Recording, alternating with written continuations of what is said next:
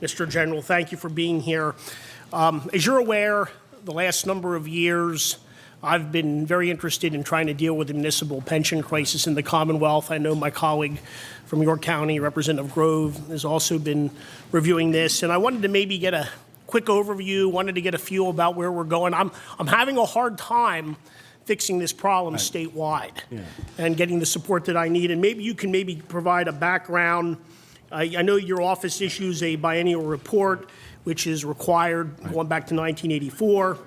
And I wanted you to maybe provide some input. We've had a healthier economy, so I think the numbers might be improving for some municipalities, but we still have a problem with some of our larger areas, Chester and Scranton, and still we're dealing with things we got to deal with this problem. Say three things, Representative. First of all, I want to, I guess the fourth is, first of all, I want to thank you and Representative Grove and a lot of the members in both chambers that have been committed to this issue, because it is a ticking time bomb in Pennsylvania. So let me start off with part of the good news, which is when the governor eliminated PERC, we took over a lot of the operations of that. And while it was a challenge initially, and again, through bipartisan cooperation here and through the governor's office, we have now streamlined a lot of those operations that had not happened previously. So we're able to get out, we're helping municipalities. It's easier for them to get their data in, and we're able to much more efficiently get them their state aid out. So that's good news. We think that's been a win for municipalities. The other good news is that because of the recent economy and stock market, a lot of the funds are healthier now than they had been when I first came into office 2013, 2014. However, that leads to what is the bad news, which is why this needs to be addressed. And that is that them being, remember what I said, healthier. Compared to where we were in 01, 02, and certainly 06, before we had the big stock market dive, we have not nearly come close on these stock funds of recovering to those levels. So while we're healthier than we were in 2012-13, not nearly to the level of making me comfortable, which means that if we have another downturn in the economy, the situation will actually be worse than it was originally, because the municipalities have not recovered. And just so other members of this commission know, that this is not just a Philadelphia or Pittsburgh problem. These are townships and boroughs all over Pennsylvania.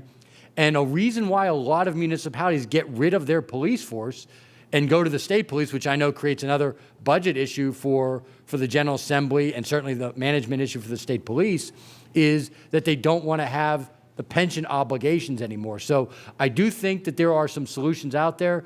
I did lead a task force on this a couple years ago. I think the more municipalities that have their management, I'm not saying combine the actual pension funds, but have Pennsylvania Municipal Retirement System manage the funds, which lowers the fees, gets more money back into the fund, and forces a more conservative investment approach. I think it would be better for all taxpayers in Pennsylvania.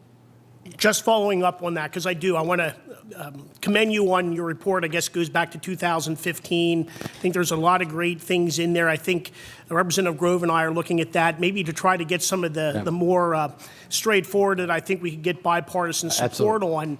I don't know if you have any other recommendations. I agree with you. I think consolidation is not going to fly in a commonwealth such as ours, where you try to bring a lot of healthy plans together. But is there something that like I said, there's some good recommendations with some of the distressed ones, but is there anything we can do outside of that? And at some point, I think it'd be good for us maybe to sit down again and as a session begins. I think, certainly more than happy to sit down with you and any member that's interested, but I throw this out as an idea which will certainly get my team fully panicked on this. But I think maybe a joint meeting with urban affairs and local government where we can just have just an info session on our report and maybe try to pick 3 or 4 ideas that we can accomplish in this term on that and try to ride them through. Because, look, admittedly, some of that stuff is a heavy lift, and I get that.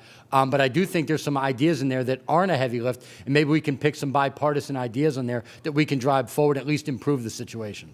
And it's like you had said, there's a number of municipalities statewide that have issues. It's not necessarily That's a right. huge amount, but yet, whether it's funding issues and contract issues and different things like that, it's something that just hasn't gone away because we've had 2 good years, Absolutely. 2 fairly good years in the stock market. And I look forward to continuing to work with you on this. I think it's a very critical issue for the Commonwealth. Absolutely, Representative. Thank you for your leadership and look forward to working with you on that as I well. appreciate it. Thank you, Mr. Chairman.